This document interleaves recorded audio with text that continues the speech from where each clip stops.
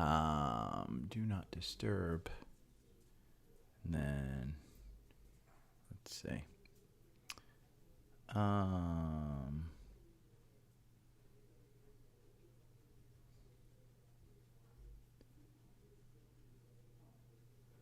going to open up YouTube again. It wasn't showing me. View your channel. 1.5. There we go. Okay. And morning, Chris. I am late. I'm late. Morning, John. I admit it. What the hell? Okay, I'm going to log out real quick. And then I'm going to log back in. Because I think it's grabbing from my laptop. And it's saying, ooh. Okay. Hold on. Okay. You can go under. There you go. Okay. Every time I sit down. Morning, Evan. G Money here. Every time I sit down, the dogs start crying. They want to go up. Full disclosure, I have no testicles whatsoever. I got scared yesterday and sold out of SQQQ. So I got nothing. I'm not a man. I'm, listen. Someone else may be brave, but not me. We're going to scan some stuff.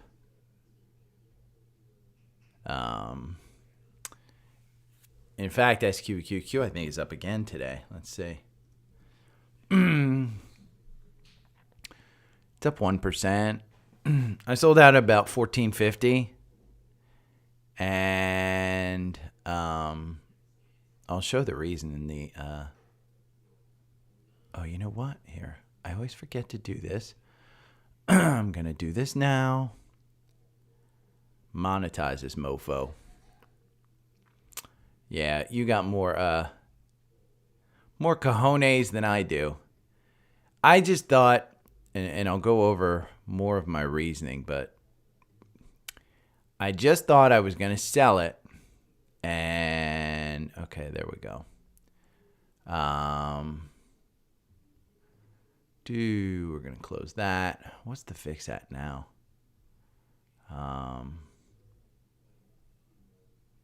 1407, and it's down. How do you have a sell-off and the VIX goes down? I mean, that's what's crazy to me. But, let me see. That's my time to buy. No, let me refresh. I mean, if you read the newsletter, this is what I saw. And Chris, morning, Mike. This is what I saw. And when I got off the podcast it was right about here. And it was approaching the 1450 that I bought it at. Turns out that was the low for the day. I wound up selling, I think at 1456, 1457, somewhere in that neighborhood. Tiny profit. I knew I was going to probably sell today. So I didn't want to exacerbate it. So, yeah.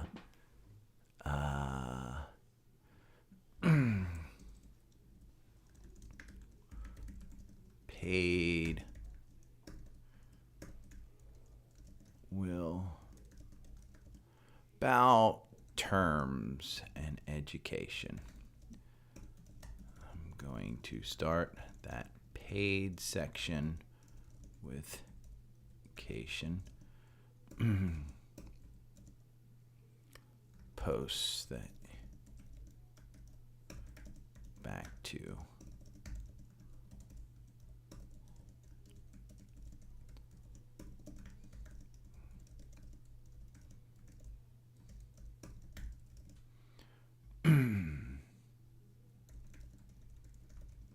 okay.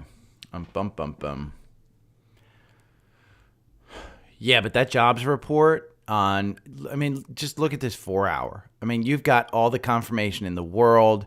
You're crossing the 50-day. I think if you hold 1470 today, Chris, and if you want to hold on the weekend, listen, I'm not going to, ding anybody for holding over the weekend. I'm not. I mean, listen, I sold out when, I was getting close to, I had all the confirmation. I should have listened to the 4-hour. I didn't. Thing that worries me is this RSI at 64. We're back up around the oscillator. Does it turn over? And I will tell you, I personally think, and I was just going over this at breakfast, I think, we saw that Tom Lee said face-ripping rally in November and December, and he was 100% right. To take that term back, the jobs number was soft, so I'll go over that, but I do think this turns very quickly, and I didn't want to be on the short side over a weekend when it turns, and I think it turns positive quickly. So I am much more, for somebody who's been a bull for so long, it's hard to get your psychology around the bear, and I put in the newsletter as well yesterday. I keep putting Apple charts in the newsletter, and the post that hopefully people see it. We lost the 200-day as support yesterday. AAPD and the paid members know. One of my things in the paid newsletter of this past weekend was, inverse ETFs are the way of the this year. And so while you hold a position and you maybe want to, hold it long in Apple, if you're in not a tax advantage, like you're not in, it's not in a retirement, it's in a brokerage, but you don't want to sell it because it creates a tax event, or you just don't want to sell Apple because you think it's a good one. Remember that you have those single stock ETFs to trade against, so you can protect your downside with those without exposing yourself, because while some people are short, I will tell you, I'm not a huge fan of shorting. And if Apple announces that they buy Peloton, I think that takes another leg down for Apple, but Peloton is huge. In fact, let's look at Peloton. Where's Peloton at today? Is that up another 10%? Yep, it's up another 5%. This is probably going to fill that gap. Up here at 691, so I probably should just get in. It's just overvalued in it. Morning, Sherry. If they don't buy them, I mean, it's just a dead stock. Okay, let's do some scans here. And I am going to. Do I need to? Okay, that's X. That's X. That's X. That's PayPal. That is QuantumScape.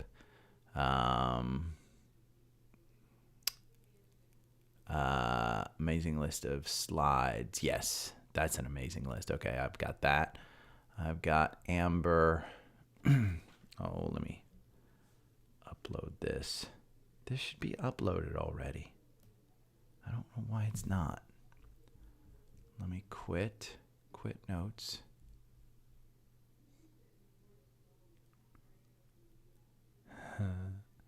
Peloton.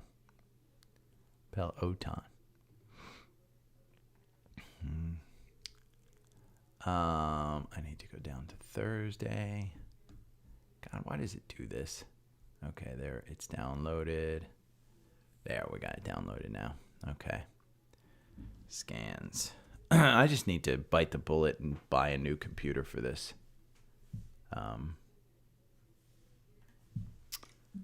For the podcast. Okay, let's see. Anything in the core portfolio? Nothing. I mean, yesterday wasn't a. Look at Costco up another 1%. Yes, I have that in my notes. In fact, my note, I think, says, my boomer ass needs to throw the podcast onto TikTok. If just the partnership of TikTok and Peloton can raise the stock by 10%, imagine what it'd do to the audience. We'd have 40 people in here right now instead of like 15.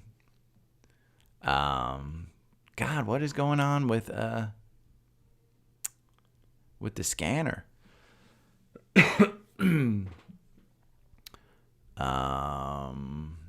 Microsoft, Netflix, Nvidia, Oxy's up. Roblox is down. MongoDB. I like MongoDB.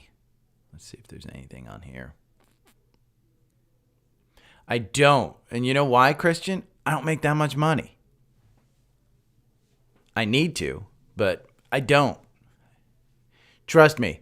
If you knew how much I made off of this podcast between the partnerships with Seeking Alpha, TrendSpider is the biggest partner. Seeking Alpha is the second. The third money generator is the newsletter. And then the fourth money generator are the ads. So, Larry, I don't need a sole proprietorship to be able to do that. I can take the capital cost of a computer out of those earnings. So you're right. I can take an itemized deduction off of it because it's all 1099 income. I can, when I buy a new phone, I can take that off, all of that stuff. It's not a sole proprietorship, though. I don't need that as long as you're under a certain amount. But listen, I make far more money in the stock market than I do through this podcast. That's why, Christian, I get tons of offers from these gurus who are SEO gurus who want to grow my audience. And I must get 4 or 5 emails a day from agencies and stuff like that who want to, hey, you're underperforming. We think we can do stuff for you. Why don't you join our team? Nah. I mean, even to the point where I had a discussion with another podcaster who's significantly larger than I am, who said you need to hire some employees to do the editing and the writing and things of that sort. And I don't know, it loses, for me, kind of loses its authenticity for that. I like having a personal touch on stuff. And it's not that I'm a control freak. I think any of my ex-employees would tell you I am far from a control freak. You do what you want. If you make me look good, then I'll make you look good. That was always my take. Okay, BITO, PDD, GBTC, we're getting another leg up. QuantumScape. And for anybody that doesn't think that I watch QuantumScape, QuantumScape is in my not owned group. So look, it scanned. I like QuantumScape. I'm a fan. Morning, Steph.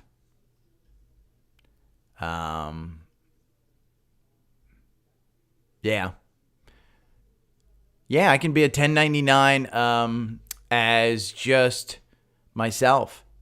As far as I know, there's no requirement that I need to have an LLC or anything. So I have my tax ID because I do all that contract work with MLS. So I had an LLC. I just kind of gave it up. I didn't need to. I may need to in the future, over the next couple of years. If last year, I will tell you, last year was significant growth. While I'm still not making any kind of living at this, last year was significant growth in the podcast. Is because, listen, I didn't have a partnership with Seeking Alpha. A lot of stuff. I'll put PayC, Paycom. Is it Paycom? Let me see. Make sure I'm looking at the right one. Yeah, Paycom. I'll put it in the social request for you, Steph. PayC for Steph from YouTube. Thanks, Justin. Justin, see, that's exactly the reason I started doing this. That right there, And I got an email last night. Hey, can you send me your daily stock pick with entries, ones that are shorts? I could read you the email. And they were looking for a texting service. And I wrote back, I said, that's not what I do. It's not my thing. I'd rather have you understand what these charts are, what you're looking at, and learn the process than start a texting service. And the response back was not kind.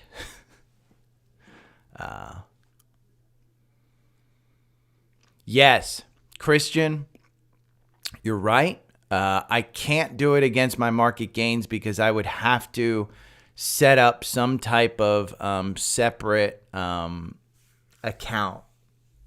It would have to be another account that I would trade with. And honestly, Christian, you've listened to me long enough. You know I'm lazy. The other thing that you may not know, I'm cheap as fuck. I don't want to hire a tax professional person. And so it's just while I'm not optimizing my taxes to the podcast, and the reason is I make so much. And again, it's remember, I don't live a lavish life. I'm retired. I have enough money probably for the rest of my life. You never know whether, I know 4 people who were in their 60s, who, mid to late 60s, who were retired, who got sick, and medical issues wiped them out. Now, they got better, but they had to go back to work. So I never say I'm retired forever and I have enough money for life, because those medical issues, if those medical issues do come up, medical insurance, I got the Obamacare stuff. Now it's $9,000 my deductible out of pocket, but that won't bankrupt me. But if insurance turns me down for stuff, then I'm screwed. So I think more of what I'm worried about with the podcast is separating it legally from myself. And right now, if you came after me legally for something, I mean, I'm probably mixed up in that sense.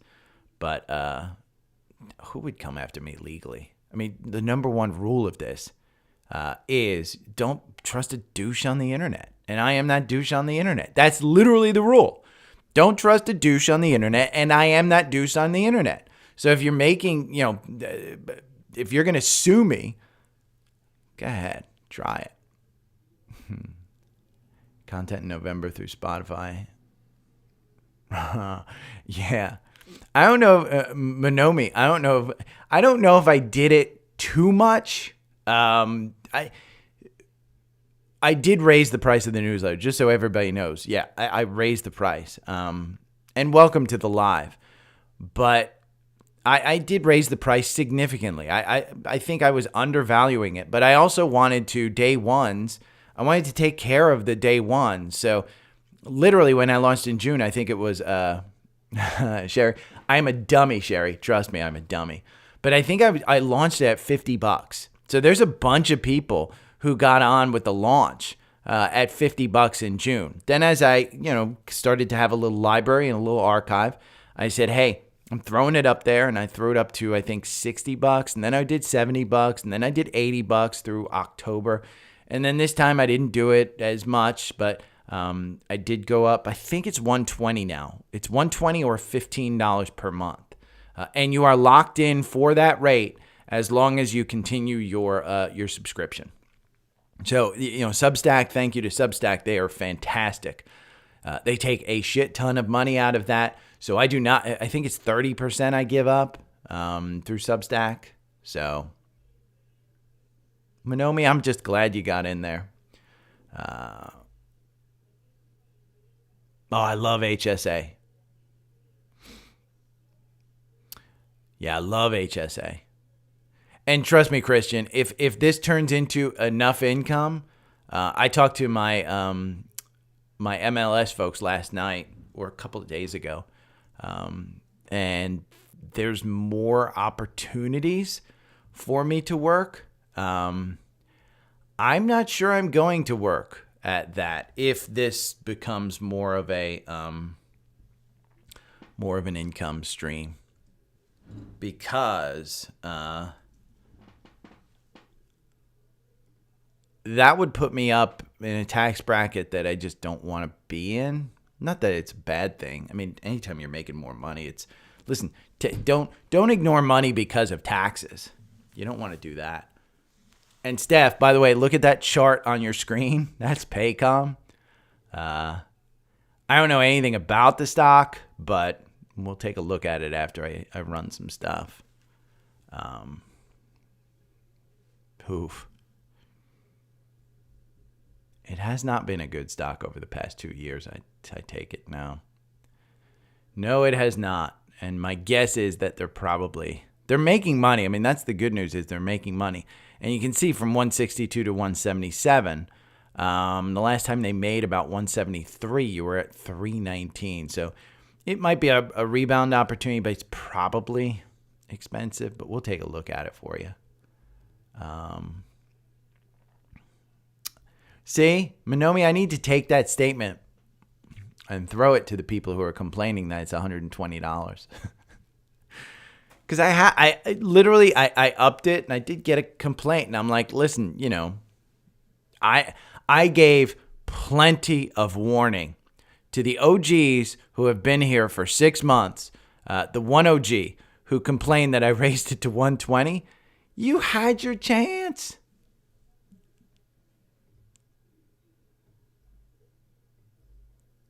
I like interacting with people, though. Even if it's a bad interaction and they're complaining, I still love people, man. And Justin, Minomi, you guys are the reason that I do stuff like this. And Christian, I would be making a lot more money, and you know this for a fact too, because you're a trader and you're an OG. I would be making a lot more money if I did the podcast in the afternoon and just traded in the morning, which has gone through my mind, by the way, because the morning's where you make all your money. And Sherry's so kind. Thank you, Sherry. I think you're delusional thinking that I'm smart. I did a podcast last night, by the way, and if anybody wants to listen to some of my other podcast stuff, I do have the Fire podcast, which I haven't done in a year, but I'm thinking of doing another episode of that one. But there's another podcast that I do fairly regularly with my buddies, N2 Backpacking. You can just Google N2 Backpacking or search for it on any of the platforms. I did Backcountry Halloween, The Good, Bad, and the Ugly. No, I did not do that one. The Darwin Awards, I did that one with him. We are going on, I think, 3 or 4 different hikes this year. Myself and bird shooter Steve Goodrich and Cardiac, my buddy Scott. But if you wanted to listen to me more on that one, that's more of a personal one where I'm kind of a little less geekish. Steve was funny. Steve said to me, he goes, dude, I got a whole lot of people listening. I said, yeah, bring it up on the podcast, on my podcast. And I've got a much larger audience than he does. If you don't like hiking, you may not like this one. But the other guys are way funnier than I am. Significantly funnier than I am. So, I'm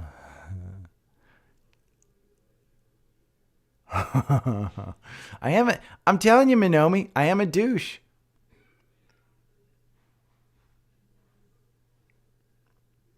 Yeah, Minomi, I know I'm cheap. My stuff is economical. And I don't, and the part of the reason I do that is A, I don't want to make a living doing this. I'd rather still, when I start making more money at the podcast than I do trading stocks, that's when I think I'm disingenuous. And so I try and hold it a little bit to, hey, I don't want to make a ton of money. I don't want a huge audience because, like I said, I don't necessarily want to grow. There's a lot of things I could do to grow this thing. I just don't. I mean, A, I'm lazy. B, I don't want to. I am a douche, though. Nevin, here's the thing. And I will put this out there. If any of the OGs, if you're listening on this and you want a free month, email me. I'll give you a free month. I don't have a problem, giving free month to some folks. I can gift an article. You just got to email me so that I can put it in. You get a free 7-day trial. So, if you're ever getting FOMO, Nevin, just, sign up for the 7-day trial and then cancel. You can do that. Everything that I have, everything that TrendSpider, Seeking Alpha, it's all. Oh boy, did they take the set? Let me see.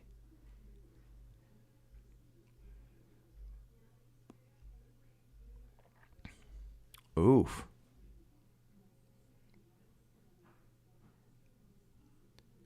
Hold on.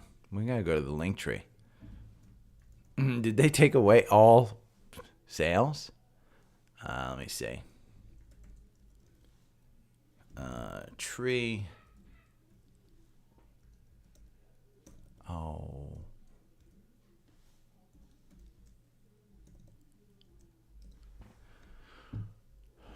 Did they only leave sales for us? Let's see. Show plans and pricing. Oof.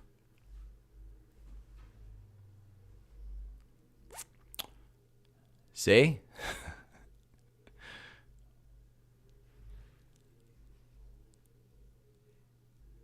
Oh no. I gotta claim it back over here now. No. Wow. Looks like they took away some of the pricing stuff.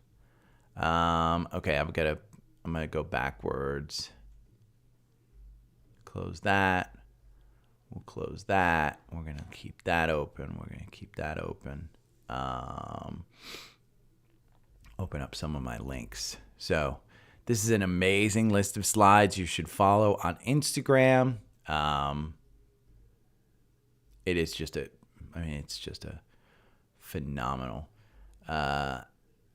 Amazon, we're going to talk about Amazon. We're going to talk about Peloton with TikTok. We're going to talk about QuantumScape. We're going to talk about PayPal. And we're going to talk about PayPal downgrade. We're going to talk about Bitcoin. We're going to talk about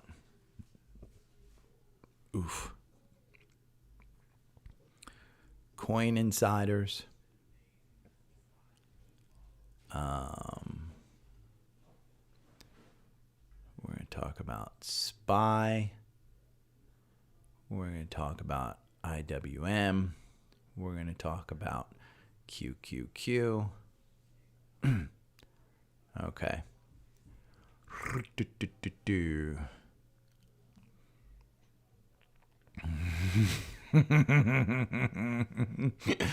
Chris? Yeah, exactly. Anybody that followed me on Sedge, they're not listening anymore, Chris. Yeah. Thanks, Mike. Mike's a huge supporter. Thank you so much. No, I appreciate it. I mean, listen, and anybody that has hung out with me, any of my friends, I wish I could tape this stuff, but when I get a tip, when I get, a thank you, my world lights up a little. We stuck around too long, Chris. We stuck around too long. Okay, let me start this. Jobs number. Let me see if Seeking Alpha has a jobs number report. I know they have a jobs number report article. Trending news: December job growth unexpectedly climbs. Employment holds steady. We'll include this one. I have a good note on this. Let's see what the other trending news is.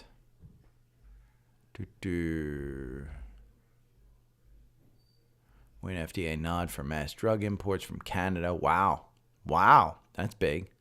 Medical Properties Trust speeds up efforts to recover. Oh, there you go, Sherry. Dividend roundup. Okta drops on Jeffrey's downgrade. Biggest stock movers today, Peloton, Medical Properties Trust, and more. Let's see. What do they say? Peloton. Biggest losers. Medical Properties dropped 13% after providing additional financial support to its largest tenant. Oh, that's what they did. Ooh, I thought that was good. Voyager shares dipped 15%. Man, MPW.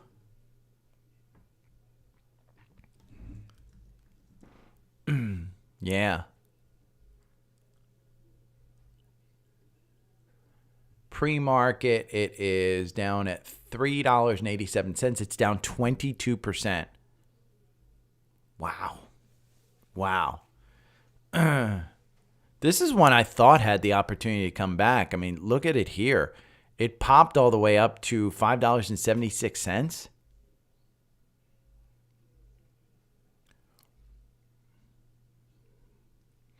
I will go over Monomi PayPal. I am in PayPal. I am losing on every bet that I've taken on PayPal.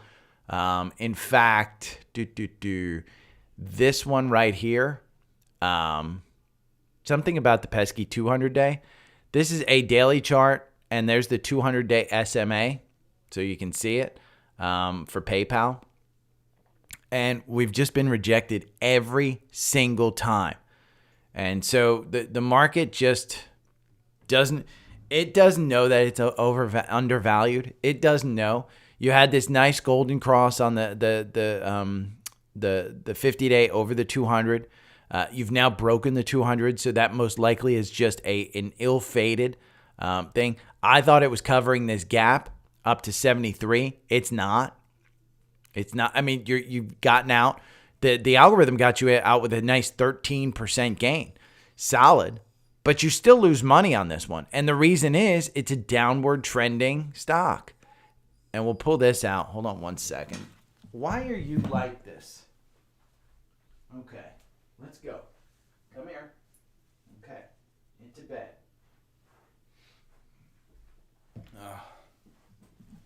Dogs. Okay. But PayPal's expensive. Make no bones about it. It is not. I mean, it is cheap comparatively speaking. But that PE on shrinking revenues is 17 PE. Man, why am I getting pop-ups now? Okay, that's 17 PE. And, you know, it's not like people are buying it. The president in February of last year, who's gone, he bought 1 million shares at 76. He's underwater. But it's not like people are selling it either. I mean, that the good news is the insiders aren't like heavily selling. Here's a good article on PayPal if you want to read this one. I'm not going to put it in the newsletter because I've already got a couple of stuff. But Molly Fool usually has some really good stuff. Good articles. Okay, let's go to QQQ. I might just get started. I'm going to hit record because I've got to get started and get out of here. Okay. Good morning. It's Friday, January 5th. It's Jobs Day. It is Jobs Day. It is also a day where Friday, so got the time off. Your boy is not a man. Your boy has no Braveheart. If there were like a superhero movie, I would be the guy getting killed probably in the first 5 minutes. I got out of SQQQ. I'll go into that a little bit, but I have no bravery whatsoever. There is no, let's go. Mel Gibson, Braveheart, that wasn't me. I'd be, turning the other way on my horse, riding away.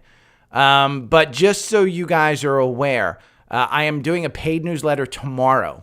It will be about terms in education. I'm going to start an educational kind of section on here that will be paid. It will be part of the paid newsletter. But what I'm trying to do is put together the terms that I personally use to try and help you understand what I'm saying when I'm saying it. And so I'd like you to comment if you've heard me say something other than douche, because you hear me say douche all the time. But if you hear me say something other than douche and you want an explanation, just comment either on the newsletter. You can email me, any of the socials. Go on to, Linktree. The link is down below, linktr.ee/daily stock pick. You can message me on Facebook. You can message me on X, Twitter, Vala's face, whatever you want. Instagram, YouTube. Message me anywhere, even on the newsletter. You can just comment on the newsletter after you get it. So far, I've got 9 of them. I've got confirmation. Well, I've got 10 of them because there is a golden cross and golden and death cross. So that's the 10th one. But it's confirmation, MACD, algorithm, button hook, cross up, cross down, RSI, Bollinger Bands, levered ETF, PE, and golden cross stuff. So if you have any suggestions, let me know. Again, it's for the paid customers. So even if you're not a paid customer, if you're thinking of a paid customer and you want an explanation, my suggestion, let me know what it is. Once I write it, start a free 7-day trial and you can get the explanation for you. Again, I'm going to try and not just have the paid section, but I'm going to have an education section. So the education section is going to be significantly more something that isn't time sensitive. The paid articles over the past 6 months, while they have been educational and they've been reasons, and I think they've helped everybody, and we were having a good discussion on YouTube about how I'm the cheapest of the gurus out there per se. But I'll put in some stuff into that, and we'll look at it. So that'll be good. Now back to my shrinking head story where I just hang my head in shame. I sold out of SQQQ, and I put it in the newsletter yesterday because I got off the podcast at about 9:30, 10 o'clock, and I opened up Active Trader Pro. I was in the process of opening up Webull to try and look at that stuff to see if there was anything that I wanted to trade. I love Webull. By the way, if you're not in Webull, go over and sign to the Linktree and sign up for Webull. I love their app. But I was looking at Active Trader Pro, and this is what I saw. And I have the same setup on Active Trader Pro that I do on TrendSpider. My moving averages are there. The Bollinger Bands are there. I saw this shrink, and I said, I bought in at 1450. I don't want to get out where the market comes rebounding back. I said this on YouTube, and I'll say it here. I do think when this market comes back, we have one of those Tom Lee face-ripping rallies in the short term where it just bounces back, 2-3% in the other direction. I didn't want a triple levered short ETF in my portfolio for that time. So I wound up getting out. That is why. And if we look at that SQQQ, if I go over here, we can see we still don't have confirmation on QQQ. We still don't have in the algorithm a reason to buy QQQ. There is no support there. And here's SQQQ. This is one of my points. When you look at a 5-minute chart, like this Active Trader Pro is, that's a 5-minute, each candle's a 5-minute candle. And you go back to the 4-hour. Understand, I was scared. I knew, and I said this on the podcast yesterday, I didn't want to hold over the weekend. I don't like, it's hard for a bull like me, a 30-year bull, who always looks at the upside, to all of a sudden turn into a bear. And so short levered ETFs are a way for me to short the market, to be able to do it. It does concern me when I hold these. I lose sleep, so I tend not to be that guy to hold these. The upside, if I was buying TQQQ, I could hold that for a month, and I've held that for a month before and not worried about it. It's the short side that scares me. So understand, that's the psychology that most people deal with, is the scariness. I tend to be much more scared on the short side than I do on the long side. Just kind of my thing. I know that I am, but I hold no bravery in my heart whatsoever.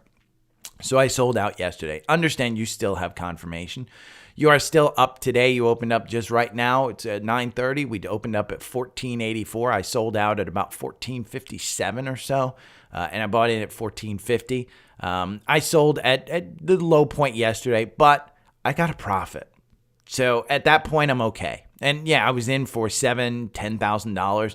So it wasn't any, I bought lunch. I think I made like $50, something like that, $20 to $50. It wasn't much at all. We got our December jobs number this morning. Here's the biggest movers, by the way. This is an article that I found on Seeking Alpha. But we're going to look at this article. This is the jobs number. The December jobs growth number unexpectedly climbs. So they revised also October and November.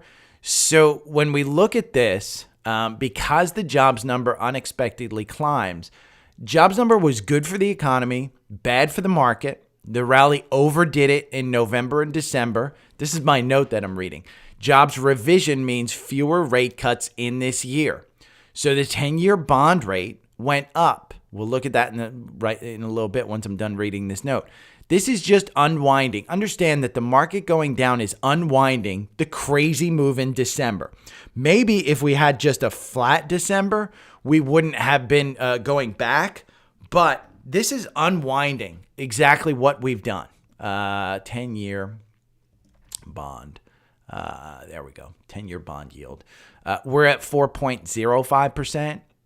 You can see the little tick up there. If we just look at 6 months, you can see we're ticking up. We've gone from this 3.88 up to 4%. What does that do? That brings the market down.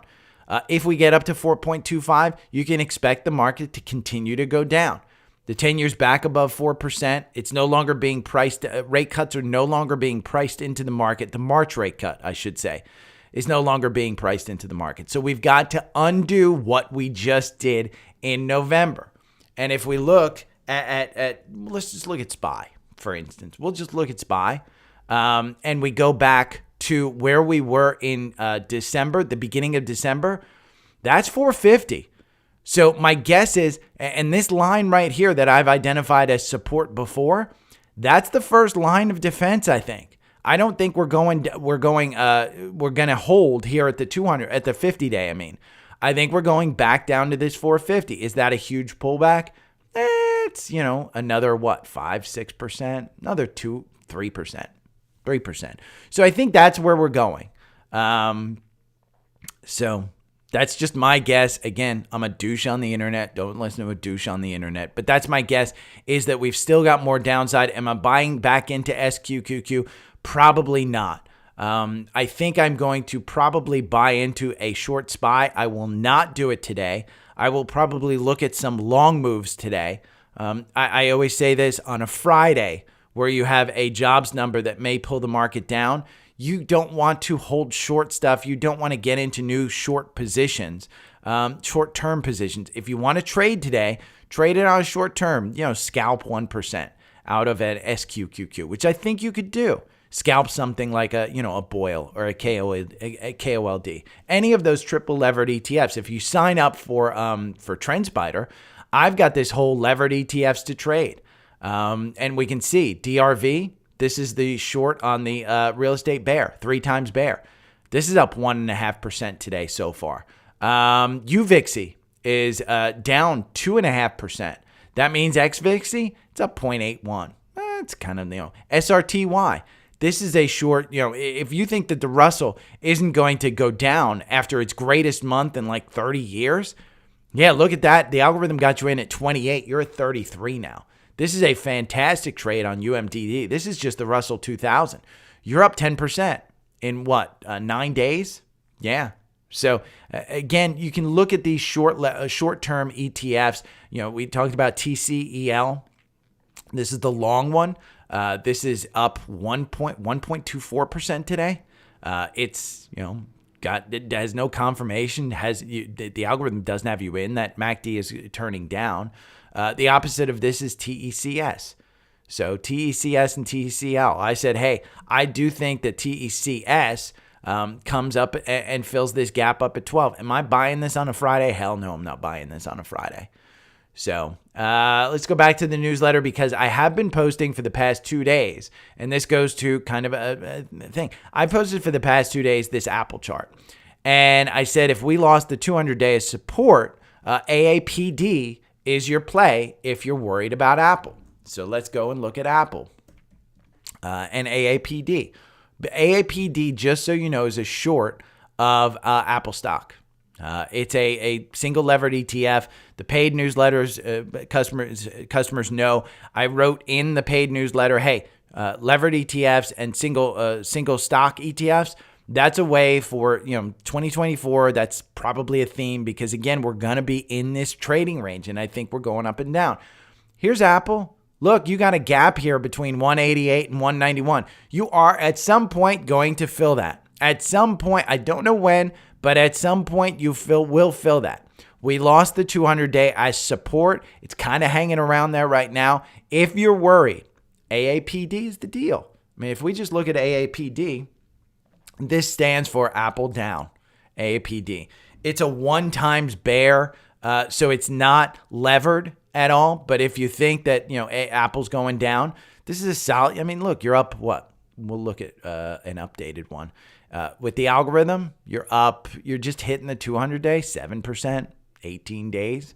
So Apple, when I need to learn, and I need to learn this, when I am trimming Apple in my brokerage account, I may want to look at taking that money and putting it into AAPD as a short term. It's probably not a bad strategy because when you're at all-time highs and you're hitting that 200 and you trim because the stock just doesn't seem like it can break 200, probably not a bad idea to take that $10,000-$15,000 that I was trimming, put it into AAPD, let it work for me. If it doesn't work, then I take that out of AAPD and put it back in. Just make your stop losses, kind of hold a little bit. So just remember, I said inverse ETFs were a theme. Find your favorite stock, learn from the chart, play the long as a buy, play the hold. You could play this against the 200-day where you just buy. There's a lot of strategies you could play around this. But understand, I do think that for 2024, as part of your strategy, you may want to look at single stocks, learn the stock chart, learn how it moves, learn how it does. I just think, I've been missing the boat on this AAPD thing. But right now, Apple is up. So as a Seeking Alpha Premium member, just know, and I wrote this down, I get 5 free articles that I can gift to people. So if you're interested in reading an article and you can't read it, reach out to me. I'm happy to gift you an article. Once I'm done with 5, I'm not buying additional ones. But if you're part of the crew that wants to read, just email me the article that you want to read. I'll gift it to you so you can read it. If you're not a premium member, I do suggest you become a premium member. It is by far the greatest single site that I can go to for fundamentals. I went over yesterday how to set an alert with SMCI. I will be doing a tool. Here, this is from TrendSpider, and we're going to go over a couple of charts here from TrendSpider. NASDAQ just closed its 5th red day in a row, its longest losing streak in over a year. And this is a daily chart of QQQ, and this is a much cleaner one. Remember I talk about the MACD. You guys really need to Google the MACD, understand the MACD. My entire portfolio and my entire algorithm is based on MACD. It is, in my opinion, the strongest indicator you can use. Become an expert at it. Understand what the oscillator means. Understand what the strike line means. Understand all of that stuff. I will put all of that in my in the newsletter so you can read about it. I will include some links to some really good YouTube videos. That's how I learn, is YouTube videos on the MACD and things of that sort. But yeah, this is looking like 390s in the realm of possibilities, and that's what they're saying. If we go over to QQQ in the algorithm, you can see. I mean, look at that volume shelf right there. That's just since we had this death cross right here, October 13th. If I move this shelf, it's probably going to even be bigger. If I move this shelf over to November 1st, you can see the majority of people bought in here. That's going to provide us some support. And that's what this chart is saying. With the volume that they highlighted right there, that's what they're saying on the daily. So understand that that's a great chart. If we go and we look at IWM, which is the Russell 2000, I think it's the Russell 2000. This same thing. I mean, the Wyckoff, you can see the resistance is there, but it means that we might be taking off. This could be, again, this could be the first pullback in a leg. Like they're saying, there's the Wyckoff here. It takes off. Could be a leg. I don't understand Wyckoff. I just bring this stuff up because I see it and I'm like, ooh, that's kind of cool. You can research it if you want. Just don't trust a douche on the internet. Again, even though these charts say stuff, read into it. Understand what it means. This is fear and greed index. You can see this is when extreme greed took over and people started buying. Now you've got extreme fear. And that's what this is saying. Look at this index. Understand the fear and greed index. People are just taking profits, and they're scared because it's run so much. Coin insiders. We had 147 million dollars worth of shares from insiders sold over this time. The coin went down 23%. I mean, if we look at coin in the algorithm, crypto is on a bump here, and that's the next article we'll take a look at. But here is coin. We can see the algorithm got us out with a 97% gain. 97% gain. That is huge. The algorithm still doesn't work very well on this stock. This stock is a loser over a long period of time. We can look at a long-term weekly chart of this, and you'll see we're well over the 50-day. The 50-day is about 82. I would expect you to pull back at least to about 112 or so, but remember, we've got a Bitcoin ETF that's potentially coming out. There were just a couple of news stories about it this morning. I haven't really read them. Just understand, wow, you're getting a bounce, it looks like, in the market too today. There's a lot of green in the market right now. But this one right here is the all-time high. You're still 141% away from that. So I do think that you have a significant upside to this. Now, Cathie Wood's been selling a bunch of shares. So have the insiders. So interesting to look at. I just think that it's, you want to take a look at that one for a little bit. Let's see. Bitcoin. We're going to take a look at Bitcoin here. There's another chart on Bitcoin. QQQ. Oh, I didn't put that one in there. I guess maybe I missed to put it. But I'll find what I wanted. PayPal. They got hit with their second downgrade. And this is an article from Seeking Alpha. Not good. Here's the other thing that I found on PayPal. This is a chart from TrendSpider. That's the 200-day SMA on a daily. And you can see it clearly rejects. This goes back to November 2022. This goes back all the way where it started to slide. And if we look in the algorithm at PayPal, I do own PayPal. At this point, I think every purchase I have of PayPal is in the negative. We had that golden cross right here. Still bullish, but it's pulled back significantly since that golden cross. In a downward trend, a golden cross just means that it got back up there. You look at this weekly, and the weekly chart is just really, really bad. It's settling in. If we pull this back to kind of highs to August 2021, you can see there's still a significant amount of people. The majority of people who have bought this stock since September of 2021 are still holding between 70 and 79. That gives it some good upward pressure. Now you can see the Bollinger Bands are cinching up. Where's this stock going? I don't know. Is it undervalued? No. I mean, you can see the PE 17. It's undervalued in the fact that Square, which is a competitor, has a forward PE of 22. I mean, they're doing significantly better. You can see the double top there, but they're doing much, much better than PayPal. PayPal has had no insider stuff. I don't know what to make of it. Their earnings are coming up. It looks like February 5th. That's the first earnings that the new CEO is going to be in charge of. Could be an interesting one. I think, again, I'm not getting out of this one just yet, but I am thinking, there's probably better places for my money. So let's take a look right here. QuantumScape skyrocketed after dazzling Volkswagen battery test. This was huge. If you didn't know, QuantumScape was up like 50% yesterday.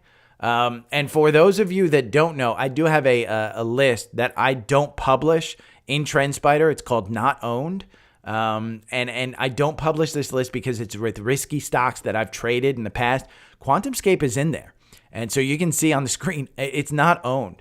Now, this one jumped all the way from $6.66 all the way up to yesterday's high was $9.53. In the afternoon, it got to $10.03. This morning, it is down 6%, just settling in, probably going to cover the gap down. Nothing more than overhyped stuff. I wish I could short this because I do think it's coming back down here to cover these gaps. Those Bollinger Bands are wide open. Do not get into this thinking, oh my God, I'm going to trade this one. I'm going to make a fortune. You're too late. You got to be into this stuff before that news happens. If we look at a weekly on this one, it's a downward trending stock. It's going to settle in probably at that $7.39. You can see any news that this gets, it pops. It just pops, and then it comes back down.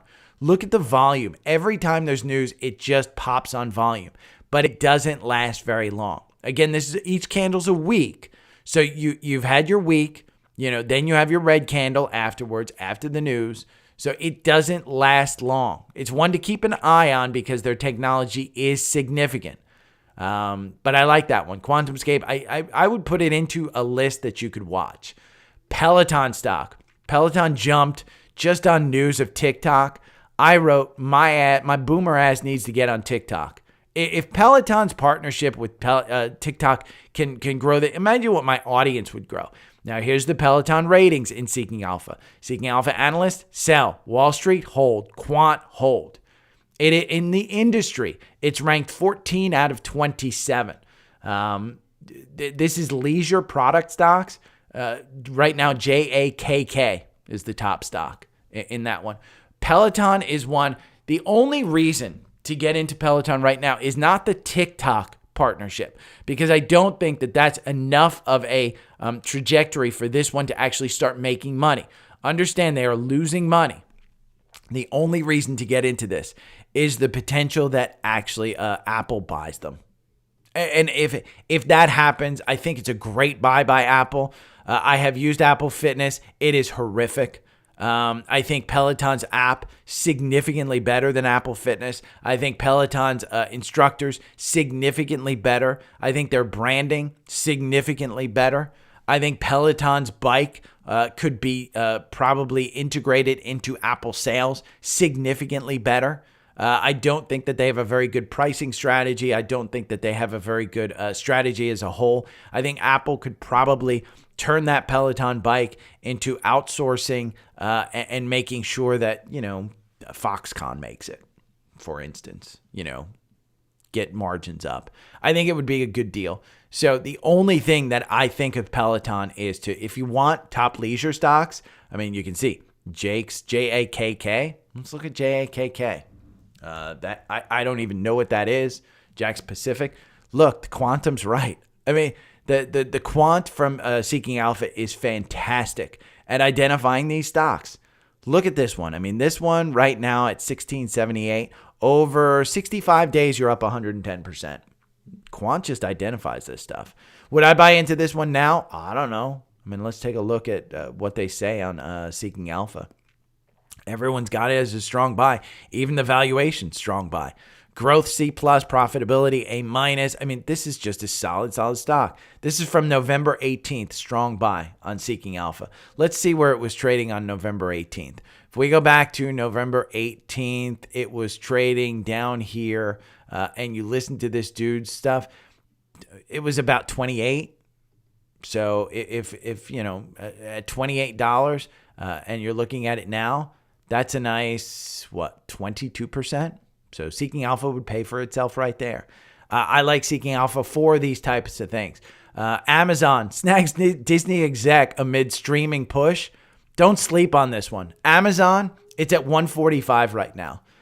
You've had that button hook. You're out as far as the algorithm goes. The algorithm doesn't have you in, probably won't get you in anytime soon. This is an oversold stock at 28. This one, if we look at a weekly, and I know I've got the top labeled here. If we look at a weekly, you are still well above. Just look, there is a ton of people who have bought here and they're holding at 164. That is an indication that you're going to get it back to that level. Amazon is pretty expensive. Understand, they are still, and we went over this last year. Amazon had a cost problem, not a demand problem. So the cost problem is huge. All they have to do is cut costs. Their PE is 75. 20% of internet purchases for the holidays were made on Amazon. Do you need any more indication that Amazon's going to be huge? What about their AI? If you got an Alexa in your house, they're listening to you. They know exactly what you want. Who hasn't been creeped out by Amazon? Every time I get creeped out by Amazon, I buy the stock because it just means that they know exactly everything about me. I got a delivery of soap yesterday. I didn't order soap. They knew I needed it. They put it out there. So I like that one. So don't sleep on this. Add to your Amazon positions. I like Amazon here. It's just on the long term, it's just hovering around that 200 day. And you're going to regret not buying this one long term, I think.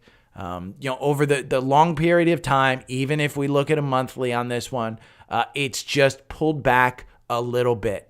Hanging around. When was the last time you had the chance to buy Amazon at the 50 day? It was all the way back here during the housing crisis of 2008. That's the only other time it's dipped down to that 200 day. This entire year of 2022, you could have bought Amazon under that 50 day. I was loading up on Amazon. It's a great one to hold long term. This list of slides from Instagram, I want you to subscribe to the newsletter just so you can get this link. This is just a fantastic list of slides. You got your cheat sheet, U.S. retirement accounts. These are different types of accounts that you want to know which ones you're eligible for. This is the Roth IRA. The contribution is $7,000 in 2024. If you are eligible to do this, you absolutely need to do this. That's a great chart. Index fund cheat sheet. Vanguard. It's a list of 4 Vanguard funds. Fidelity, list of 4 Fidelity funds. Do your research. These are just VOO and chill. That's essentially what this is. Here's your 6 ETFs to build wealth. It's VOO, QQQ, VTI, VXUS, SCHD, VNQ. It's a great list. Again, this is a fantastic list of slides. Here's the sectors with their corresponding stocks. Great list. This is the CMG Venture. This is an account you want to follow. They do a fantastic job on Instagram of just outlining all of these slides. I really, really like this stuff. Low yield, medium yield, high yield, Enbridge, Realty Income, dividend growers, 5 years of dividend growth of over 10%, Starbucks, Home Depot, Broadcom.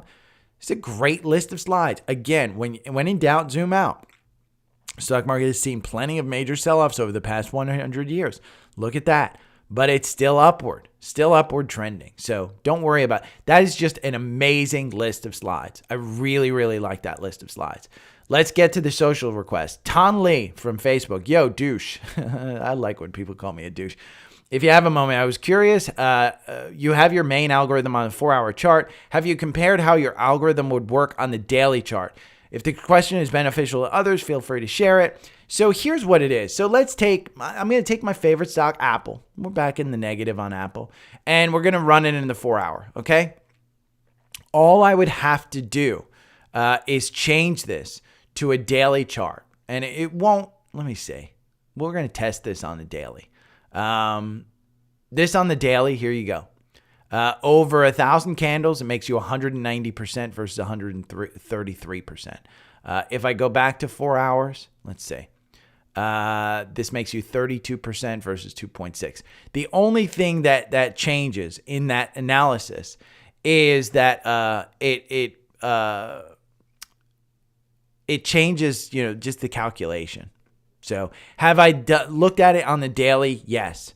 Remember, the algorithm is just moving averages. It's basically indicators and moving averages. It's a combination of when you get in, MACD, when it's bullish, and when you get out. When the moving averages tell you to get out, this has no time constraint. You could absolutely do the algorithm on a daily and test it.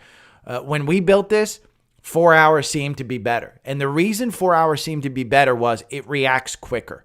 And what we didn't want to do, we didn't want 5 minute, we didn't want 1 hour, because we wanted to go about our day. Both myself and Steve, we were retired.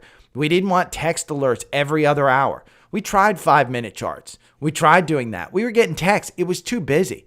So 4-hour algorithm gives us texts at 1 o'clock in the afternoon, and it gives us, 12, it might be 12:30, but I think it's 1 o'clock in the afternoon, and it's 4 o'clock in the afternoon. It might be 12:30 and 4. That might be what it is. But it's twice a day. And you get alerts whether you buy or sell. And I've set up those alerts for certain stocks. Apple is one of them. So on this day, if I moved it to daily, it would just give me an alert on a daily. I don't know how it performs, but when I tested it out before, it didn't perform as well. Remember, as you go up, it's going to be reacting slower. So if I were to do a 65-minute, one of the things I provide you in the when you sign up for TrendSpider is a 65-minute algo. And the 65-minute algo is just based on an 8-day EMA. That's it. Plain and simple. Buy under the 8-day EMA, sell over the 8-day EMA. Now, on Apple, over 8 months, you make 12%. If you bought and held over 8 months, you've made 5%. So the algorithm on 65 works. Does it work on a daily? I don't know. But I like to trade on this one. And this one has you out. It doesn't have you in. It's going to get you in very soon. I can tell you with that MACD crossing up, I think we're looking at an oversold stock here, and I think it's going to move up. So I don't know that the time frame really matters. As far as the return goes, I do back test it and I look at it. I don't look at it as doing better. When we did build this, I haven't gone back recently and looked at it. But if you want to do that at TrendSpider, you can absolutely do that. You just change. And it's easy to build. And if you can see this, I don't think you can see this. But if you're in TrendSpider down below, there's entry conditions and there's exit conditions. And for this 65-minute algorithm, the entry condition is just enter when the price of the 65-minute closes greater than the previous, than the EMA, the 8-day EMA. And for the exit, price closes less than the EMA 65-minute. And you can change that to the daily and see what it does. So I think I have tested it. If you have TrendSpider, you can test it. I'm not going back and testing it. It took me forever to freaking write that algorithm and to perfect it. It is so simple. We tried everything for it, and I've done enough testing that I trust it. I trust it, with a lot of my stocks. So I just don't think, I'm not in the sense that, hey, I have to go back and I have to, perfect this one. I just like it. It makes it simple. It's part of why I don't do options. I like simple. I like easy. And the 4-hour, I trusted enough. We back tested it over enough candlesticks and enough time that I just trust it. It's not going to time the bottom. It's not going to time the top. If you find an upward moving stock that occasionally pulls back, that's where the algorithm fits. And it just takes emotion out of your trade. It is not optimized whatsoever. It is just something for me that works. It makes me feel comfortable. So, but again, Ton, if you want to sign up for TrendSpider and you can do that, you can absolutely do that. Nice and easy. And that's the benefit of signing up with me is you get that algorithm, you get those examples, and you hit the ground running. TrendSpider is overwhelming. I got an email from one of the subscribers who said, hey, I'm a little bit, I think I made a mistake in signing up. I said, no, it is overwhelming. You have to put in the work. It is not something where you plug and play. I've been on it for years. I started TrendSpider in 2020. I've been charting for years before that, not as aggressively as I have in TrendSpider, but understand, I have been on this platform for years, so I have tinkered with this algorithm. I am just comfortable with it. I will continue to pay the yearly fee. Well, I don't pay the yearly fee anymore as an affiliate, but I would pay, again, I've gone over this plenty of times.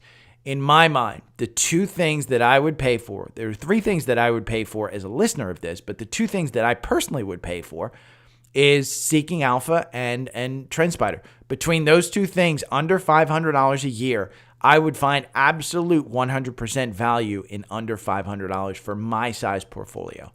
It's what works for me. Point of this podcast is to find out what works for you. If that works for you, that's a great thing. Again, if you listen to me, the third thing that I would pay for is my newsletter. Just because if you do want to follow me and you want to learn from me, I think those are the three things where you could absolutely enhance your portfolio. So Scott from Facebook, RKLB and RRRX are two of Shea Boular's. You guys know on Twitter, I like Shea Boular. I had on my watch list. They both gapped down. What do I do now? Seems like a small cap could go up significantly on one day, just retracement. Should I wait? I'm not an expert in these. I do trust Shay in that, if they do gap down or gap up, in this case, Rocket Labs, if they gap up, these are, small cap stocks. These are growth. It's not something that you want to get into and think of, if you want to trade them, Scott, my guidance would be, what did you want from these stocks? If you wanted something where it was just, hey, I'm going to buy and I'm going to trade it, sell it. If you've got a profit, look, I took profits in SQQQ. I wanted it bigger, but I'd look at this one and I'd say, hey, the 50-day is starting to move positive, kind of trading around there. I'd put my stop losses in so that you don't gap down. But on the 4-hour on this one, and I know you've got TrendSpider, so the 4-hour on this one, it has you in at 547. You're at 553. Kind of capitulating there. I don't know what his price targets are. Shay is a pretty good, he puts his price targets out there. If he's still holding, I believe in him. And I think Rocket Lab is one that you could probably, if he believes in it, I believe in it. RKLB. This one is an aerospace and defense, $2.6 billion market cap. They are not making money. They have 59 cents per share. They have about 475. They have about 2 years of runway, it looks like. Most of these last year were initiated. The average target price is $7.92.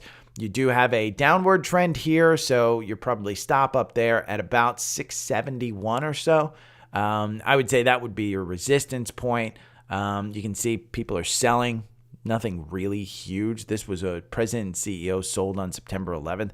Aerospace and defense, dude sells on September 11th, 20,000 shares at 562. Wow. $20 million worth. Whew, that's a big one. Let's look at RXRX. But again, I think Shay, if you're asking me what you do, I don't know what you do because these aren't stocks that I would typically pick. Shay has a significantly different strategy than I do, but I am seeing RXRX. I mean, you're still in as far as the algorithm goes on this one. This one's a solid mover. I mean, if you got in on this one based on Shay in November and you're up 113%, and your MACD is about to cross up again. So I would definitely be still bullish on this one. What you got to worry about is the turn back. So, but again, Scott, what do? I don't know. I mean, it's not my cup of tea, not my stocks. I don't know too much about these stocks. My guess is that if you've made money and you're getting nervous, if you lose sleep, remember, part of the rules of the podcast, if you lose sleep over this stuff and you're worried, sell. I was worried yesterday on a 5-minute chart on SQQQ. I sold. Let's see what SQQ is doing right now. We'll look at that one before we go on with the other one. SQQQ is at 1460. So it's kind of button hooking back. I sold at 1457. Should I have held on and waited a little bit? I was going to sell it today anyway. So again, if you lose sleep, Shay is a guy I know, from following him on Twitter and following him on Savvy Trader. He's got balls of steel. This dude is willing to pour money in. And he's a great investor. And last year, he killed it. Most growth investors killed it last year. How they did in 2022, another story. You've got to be able to sleep at night, and you've got to be able to put up with that crazy, up and down. Amber, love your podcast, learning a ton. Thank you. Wanted to get your thoughts on MDB, MongoDB. Been negative all week and now seeing a ton of insider sales. Would love your take. Let's see. I like MongoDB. It's a database program, software. I like this company overall. I do think it's expensive. We can see it on the algorithm. The algorithm got you out with a 6% loss here. How you had a loss in November and December, I don't know. I don't know why you would get in at that $413 or get out at this 13. I think this is one that you probably want long-term. And when we look at a weekly, you kind of just had that golden cross. I don't think it's oh my God, I've got to get into this one because I think the valuation is a little crazy. Look at that. That MACD is up above the oscillator. The RSI is in no man's land at 49. We can look at some of the fundamentals. MDB here is software infrastructure. They have a $26 billion. I mean, they got enough money. They have $26 per share. of cash on hand. They're losing 185. You probably want to be in this when they start making money. You can see the double top right there at 435. You're trading at 364. Average target price 460. Just recently, this week, UBS downgraded them to 410 from a buy to neutral. November, Wells Fargo overweight. They have a $500 price target. So significantly up, from where we are at today. Year to date, so far in the past, 3 days, they're down 10%. Performance over 1 year, 94. This is just pulling back from a great November, December. That's all this is doing. Look for this one to probably hit about this point. I would say this cross right here at 330 might be your absolute bottom. If you are interested in this name, Amber, start adding to it. I continue to think that we are bullish for the long term. So this would be one that I would say, hey, if you're interested in it, I trade it. But I would say long term, you can see these insiders January 3rd, the director, chief revenue officer. I mean, here's January 2nd. They've had a ton of people selling. So that's why you're seeing it being brought down. Are they selling because it's just too high? At 400. I mean, you can see this is just since November. I mean, these dudes are selling a ton of shares since November. Worries me a little bit. What do they know? When's their next earnings date? Let's see. Their next earnings are March. So I don't think they know anything. I think they're just taking the advantage. I mean, if you were holding or you were gifted shares in November of last year or 2 years ago, and you were gifted at 174 and you've doubled that money and you've seen it go up like that, I think these guys are just getting into their profits. I mean, it's not a super, super old company. Let's look at when they IPO'd. It was back here in 2017. So I think they're just taking profits. I don't think there's anything. I wouldn't look into it. Let's look at Seeking Alpha. MDB on Seeking Alpha. Because I think this one, again, I brought this up before, this company. I think it's in my watch list on TrendSpider. You can see Quant says 3.44. Wall Street says buy. Seeking Analyst say hold. The most recent one, December 21st, said sell. Decelerated income rating downgrade. If you're not a Seeking Alpha member, Amber, and you want to read this particular one from Thursday, December 21st, I'll gift it to you. Just message me. They are ranked 13 out of 25 in their industry. Here are the other ones that are ranked. Okta, I've traded before. Wix, I've traded before. GoDaddy, I've traded before. Twilio, I've said I love Twilio. Twilio is one that I really, really like. So MongoDB, I like it. I just don't think that, for long term, I think you play that pullback like you see it now. I like that one.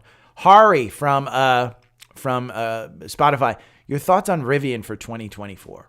My thoughts are that's a damn nice truck. And I don't know.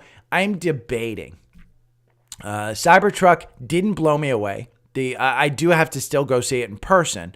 It's a little more skimpy on the inside than I would like. And I'm tempted to buy a Rivian over the Cybertruck, but I will wait for the Rivian to integrate NACS charging, which I think is next year, into their trucks. I don't want the adapter. I don't want to carry a freaking adapter. I want the NACS built into the truck. And Rivian, for me, is the next best to Tesla as far when it comes to that. I think it's a $30 stock. It is overvalued, even at its price right now. Right now at 33, I can't tell you what it's going to do in 2024, but I do think when we get that face-ripping rally, I think you see stocks like this just take off. Are they going bankrupt? Absolutely not. This is a company that has enough cash right now. They just did a bond offering. They didn't do more shares. They're still losing money. It is down 16% year to date. Over the last year, it's up 11%. I just think they're not going anywhere. They got enough business to be able to stay around. The problem is this is a capital heavy investment. And that's where you're getting into this. Everybody thought this was going to be the next Tesla. The valuation, retail just went crazy for this one. And the all-time highs, if we go back and we look at a weekly on this one, since it seems like you want to invest in this long-term, you go back to a weekly, this was $180, $200 stock at its height, 179 way back here in November 2021. And it's just been down ever since. So I think it's a $30 stock. If you want to buy it at 19, I don't think it's a crazy thing to buy at 19. If you want to time this pullback and you don't want to listen to the algorithm just made you 23%, got you out. I probably would have gotten out once it started to capitulate up here at 23, but it got you out around 20. It's at 19 now. Do I think it's coming back down here to 16? Probably. I mean, if we just look, you did not have enough volume. We're going to pull this back to when it was trading back in October 2023. This was trading at 25. It topped out here at 25 twice. So we're just going back to, I can even pull it back here. We're going to pull it back to September 2023. This is where it was trading right around that top where it got to and then got rejected. So 25 definitely seems to be a place where it's hiding. Well, when we look at these volume levels, we're going to pull this back. Where are the majority of people holding? They're holding down here at 16. It's going to get pulled back down to 16. These people are going to start selling as it gets there. This is going to shrink down, and that's going to mean these people who are still holding up here are either going to sell for a loss or they're going to hold until it gets back up there. And so if we even pull this volume back further, let's just go back to where it popped over here at the $30, closer to 27, which was July. Nobody's holding up here.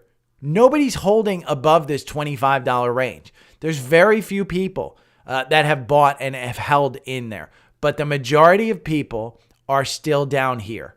So I think you're coming down just based on volume. I think you're coming down to this 16 level. So I would play this in a range, and the range that I would play this in is probably down here at 16, and I'd probably sell, to be honest with you, anytime you get over 20.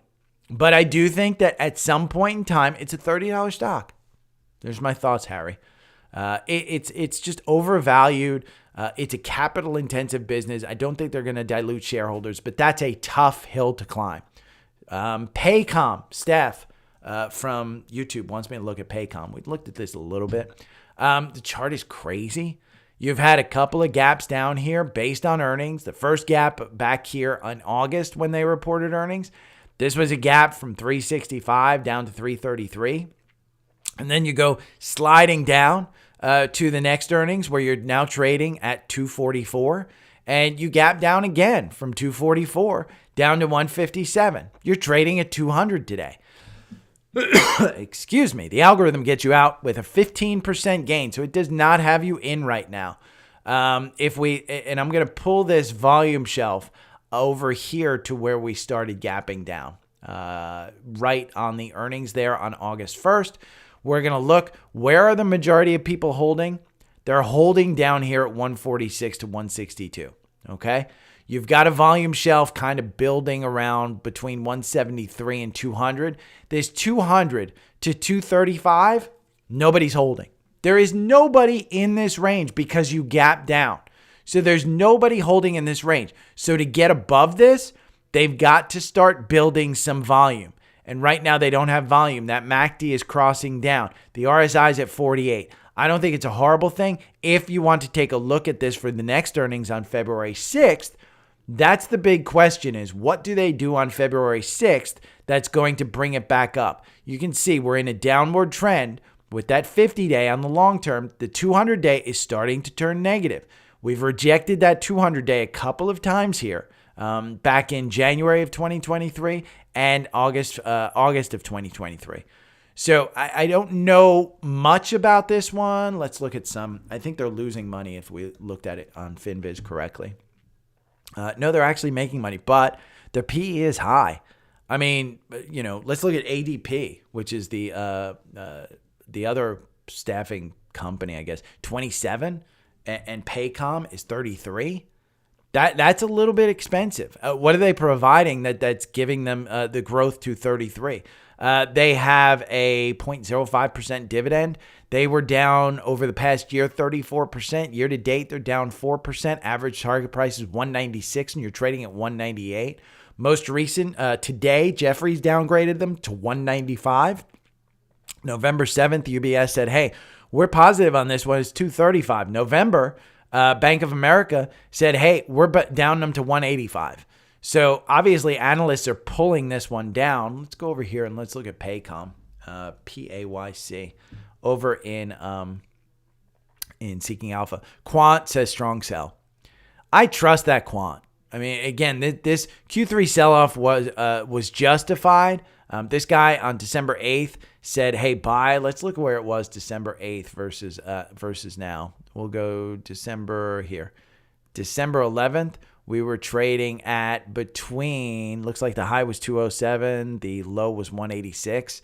So this dude said, hey, it was justified, and he's buying. He hasn't made any money. He hasn't made any money since then.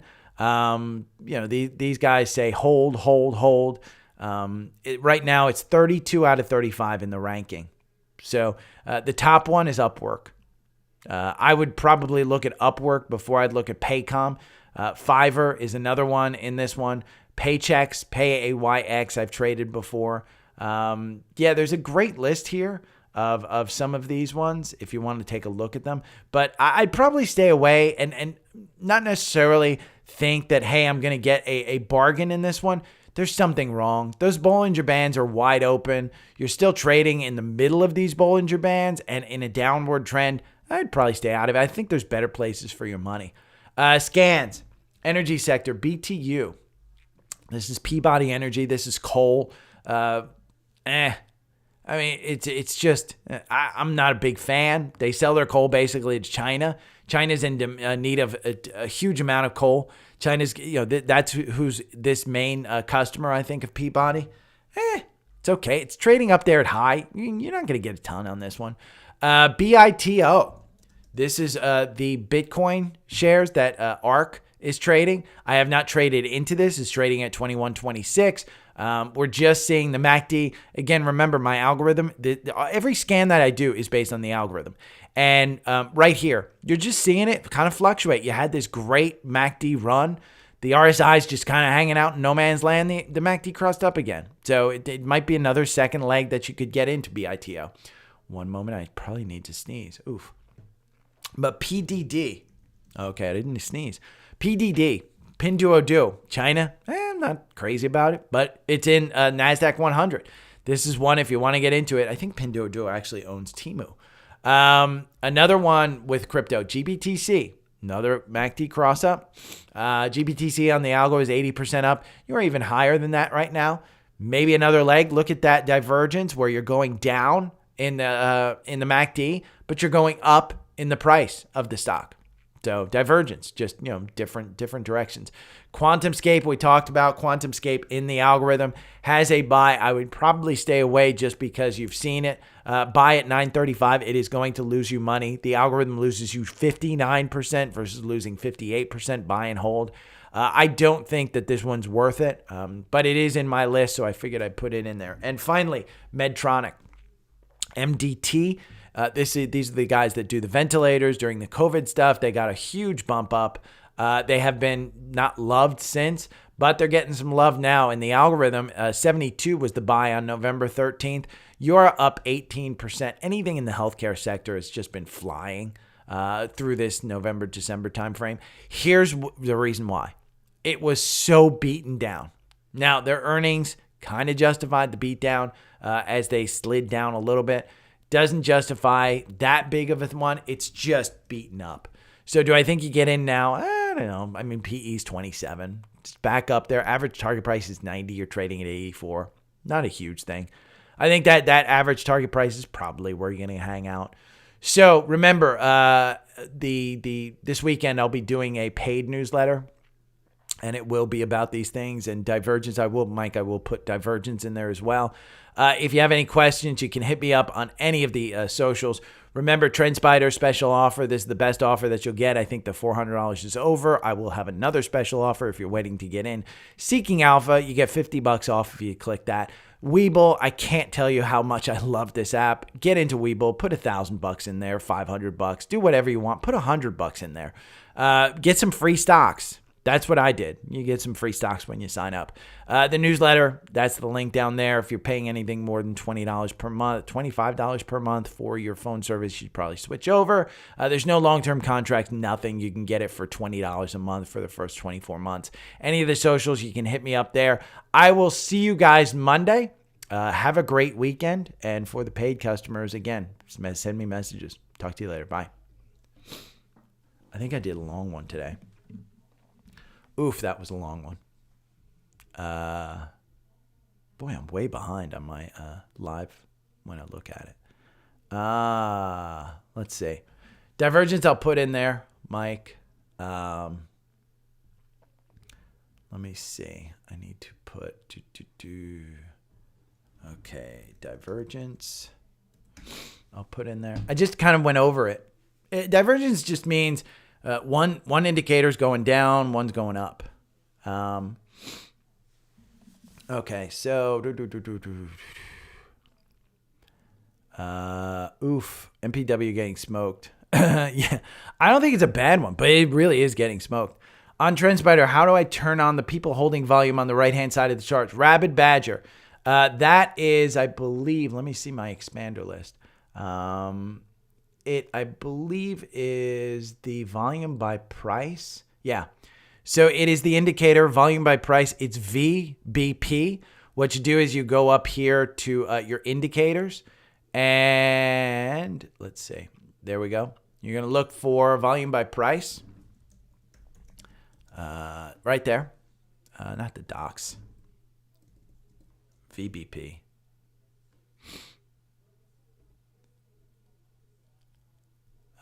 Let's see. There you go. Do fair value gap, volume by price. So you're going to put that into your indicators. Actually, I got to take that out because I already have it. So I'm going to take it out. I added it. Cancel. And then you'll have it over there. Collapse indicator. Then you'll have it over on your right-hand side. So volume by price. And then you get this slider, and it's a manual slider, and you can slide it. Just to give you an idea, you basically just slide it. I usually take it like this Medtronic. I take it to the most recent high on the chart that I'm looking at. This would be August, 2021. And it guides you. Basically what it means is everybody who bought from August 2021 and is still holding, they haven't sold out, that from this point forward, that's who's indicated over here. And typically what you want to look at is their price. Price is like magnet. So if this 105 was way over here, that would mean to me that this is being drawn up because these people are still holding, and they want the price to be up there. Now, when you get up here, it means that's going to be resistance because these people are going to say, oh my God, I'm finally even. So we can look at MPW. Algorithm has you in at 503, but it's going to get you out. That MACD is going to just crash. I mean, it's down 30%.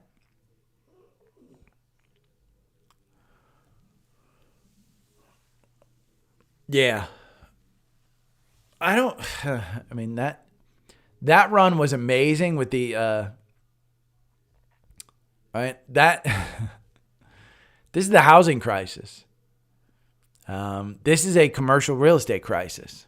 And what's funny is, look at how much more volume has been in MPW since the commercial crisis of, 2022 and 2023. But to use the volume by price slider, let's even see this. Look, I mean, most people are holding between probably 750 and 9. So, I mean, and that goes back to 2022. Now, if we pull this all the way back here, and I don't know if it's justified to pull it back all the way here, but if you pull it back there, the majority of people are holding between 12 and 13. Now, that would be a great move if you could get back there. But that's all people who added probably during this period between 2013 and 2017. That's a lot of people who are adding. That's a lot of volume to try and get this to even to move to 4. There's no volume down here. To me, there's no, if you're as bad as you were in the housing crisis, this traded between 276 and 441. And that's the realm that you're in right now. Yeah. Yeah, I listen, I can't argue just do they have buildings that they go bankrupt with bank? I mean, do you have another banking crisis with this one? I mean, the market has turned around, by the way, here on Friday. So, SQQQ is at 1460. So, let me get my computer.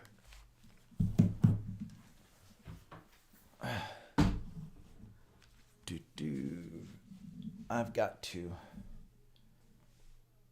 Okay, let's see. We're going to move this over. And we're going to share airdrop. Oh, come on. Oh, you suck. Ugh. Why does it do this to me?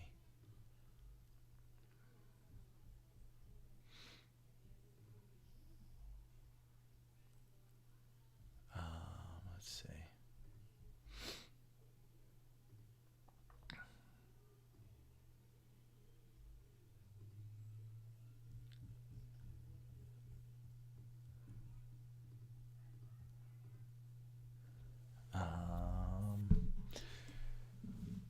I hate this computer right now. I'm going out and buying a new one soon. Yeah, just that dividend. I mean, even though it has like a 15% dividend, they're just going to pay a lower dividend. It's still going to be 15%. They're just going to pay less. Oh, I didn't want to undo that one. I'll undo this one. Okay. There we go. Now let's do share, airdrop, MacBook Pro.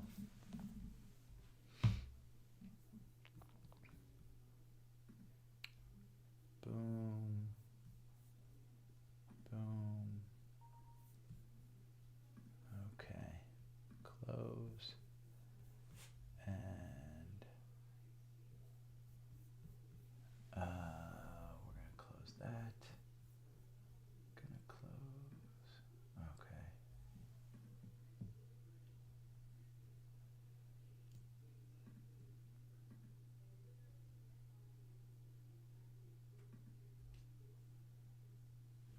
Receiving the file. Sent. Boom, boom. I mean, the yield, if they keep the dividend dollar amount the same, I think you're good. Because that yield is going to be crazy. Here, hold on. I'll show you. Let's go over to, and let's look at MPW.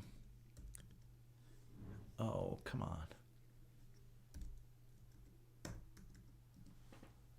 Look at MPW. Hold. Everybody says hold. Momentum F. I mean, it's been crazy bad. Here's the dividend.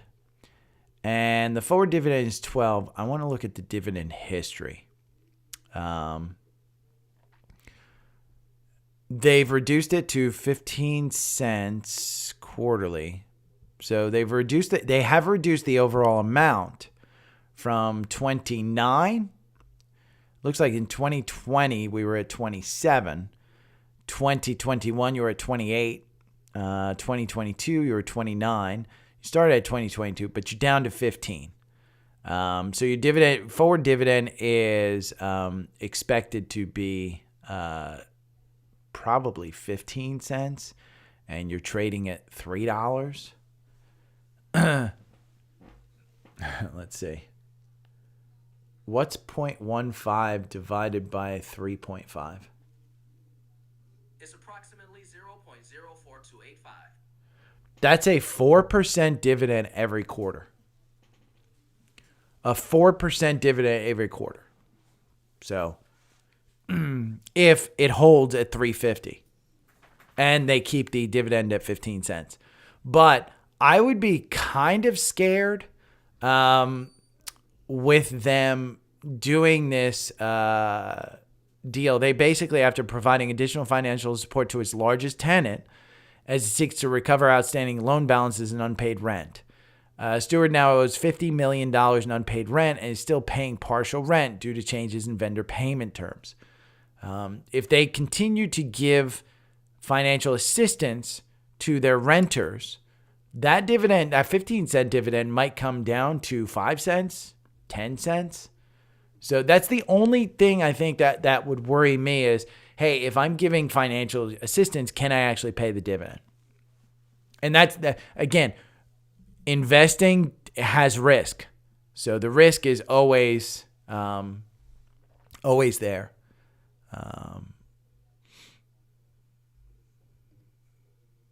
Yeah, cruise line, CCL, strong buy. Let's see. Strong buy. It's number 2 out of 38. Which one's number 1? Blue Green Values Holding Corporation.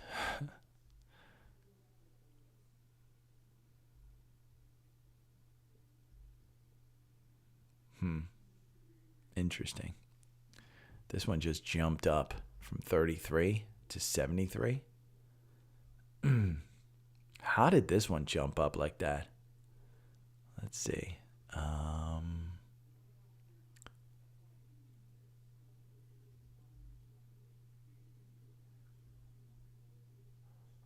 Volatility watch. I don't know what the hell happened.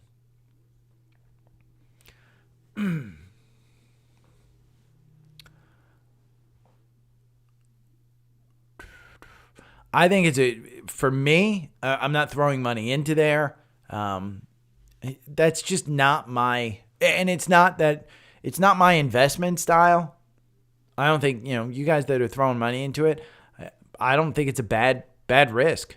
Honestly, I think that's a fairly good risk. If you're trading the way you were during the housing crisis, what other stock is like that? It probably has a rebound. I don't think it's a bad one. It's probably a good risk. Okay, I'm going to go and edit this together. You guys have a great weekend. I will see you guys Monday.